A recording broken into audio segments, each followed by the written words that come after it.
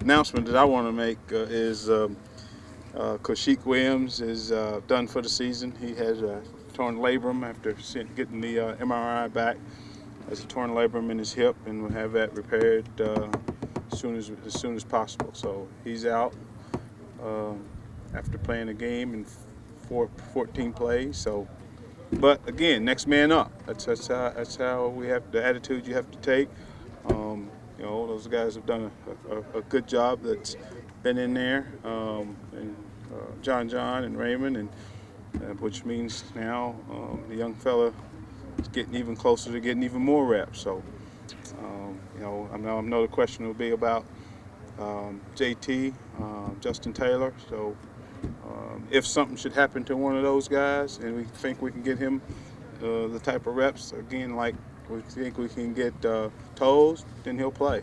Otherwise, we won't play him. So that's where we're at. Is he eligible for a red shirt?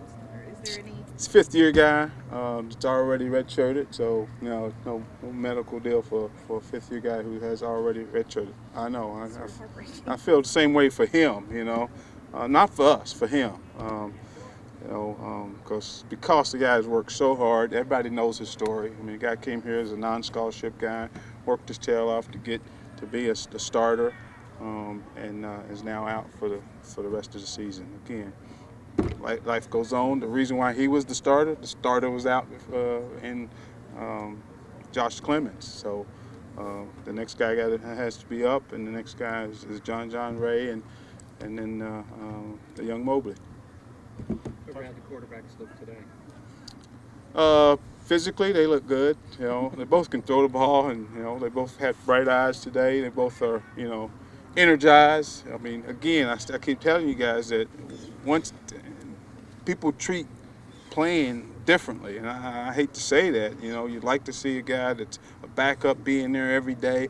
But it's Monday night, Jalen's in the dang film room. Monday night at 9 o'clock. Then once Toes finds out, he's here last night. So that's the thing. You like it, but you got to do that when you're the backup, because you got to be prepared. But those guys are excited about having an opportunity, and we'll put them out there and see how both of them do. You mentioned that Patrick sort of struggled some under center, but given how much you're in the shotgun, does this seem like does it look like he feels comfortable, like it's natural? Yeah, it definitely helps a guy like him who's been in the gun most of his high school career, and not having to take a snap and work on a full 5-step drop or a full 7-step drop. Now he just has to work on a 3-step or 5-step from the gun. So I mean that eliminates one of the drops for him, but a lot of it is catch and throw for him, which he's more comfortable with. Gotten kind of a glimpse of what Jalen can bring to the table. What might Toles bring to the table? What can he do well? I mean, he has pretty good control of the ball and knows where it's going. The thing is get in the game and see what he can do. See how accurate he can be in a game, because the game's a lot faster than we're going against scouts right now. He does get a few reps with the ones against the ones, but we're going against scouts, and the game will be a lot faster on Saturday, and we'll get to see what he can do, and then go from there. Chucker, you went with Mansour on kicks the other night. Was that to maybe take some pressure off Craig on field goals, or had he just been kicking better in practice? Craig, we really went with Craig because we had some fake opportunities early, and he did well, and then and Joe was struggling a little bit, and Joe started practicing a little bit better, and Joe has the stronger leg, which moving the ball up, the ball should be in the end zone on all of them, but Craig kicked one out of bounds, so we went with Joe. Guy makes a mistake, the next guy's got to be ready to go. We'll talk about their secondary. I mean, they got a lot of older guys with a lot of interceptions, and how does that affect you when you're trying to get to young guys? We go back and watch some of the film of past games that we played just to see if they're doing the same things, and it's amazing how you go back.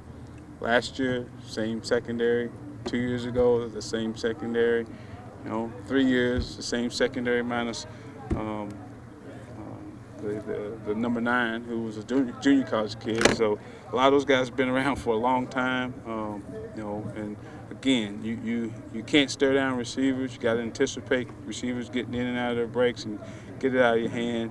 and you can't throw down the middle late. You know, those guys got 9 interceptions, lead the nation in turnover margin. So a lot of that has to do with their secondary. Is that what you imagine for your defense down the road? I mean, you got Yeah. 6 or 7 guys that are all freshmen. And Yeah, I mean, we used to go out before warm-ups and hear the opposing coaches talk about, you know, Tammy's and which, dang, seems like these guys been here forever, you know, and they were, because they played a lot of plays, and you know, someday, okay, we will, you know, they'll be saying it again, you know, but today it's like, gosh, dang, you got a bunch of your babies out there, and we do, but you know, they give us the best chance to win. That's the reason why they're playing. Joker, when you're trying to pare down the playbook for each of the freshman quarterbacks, how much input do they have with regard to what plays they feel comfortable with? We ask them what do they like. You know, you got to. You know, you have to have communication between the coaches and the players. You ask them what do they like, what do they dislike. You know, and I try to go from there. Some similar to the way you did with Shane Board when you first took over as coordinator.